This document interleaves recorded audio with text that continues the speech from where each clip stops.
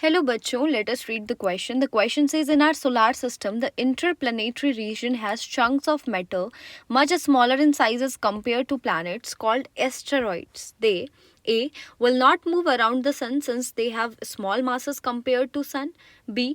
will move in an irregular way because of their smaller masses and will drift away into the outer space. C. will move around the sun's closed orbit but not obey Kepler's law. D. will move in orbit like planet and obey Kepler's law. देखो जो asteroids होते हैं, अगर मैं बात करूँ asteroids की, भले वो स्मॉल है, चंक्स है मेटल के, as compare to planet small है, बट दे हैव मास. ठीक है, और इसकी वजह से सन और इसके बीच में भी क्या होगा, ग्रेविटेशनल फोर्स ऑफ अट्रैक्शन होगा, as well as other planets की वजह से भी होगा. तो जैसे और प्लैनेट सन के अराउंड घूमते हैं, ठीक है, it also moves in the same वे.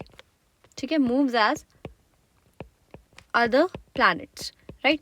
अब देखो ये कैपलर्स के लॉ भी फॉलो करता है. कैपलर ने 3 लॉ दिए थे. पहला बोला था कि हर प्लैनेट का ऑर्बिट इलिप्स होता है, सन उसके एक फोकस में होता है because ellipse has 2 focus.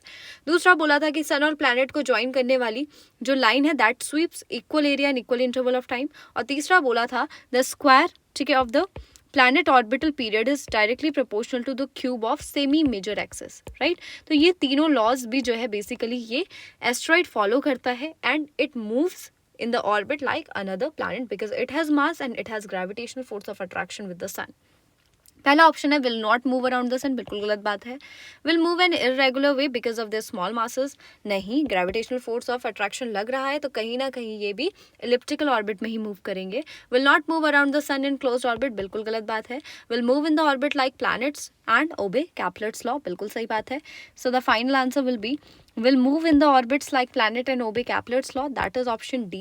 I hope you understood it well. All the best. Thank you.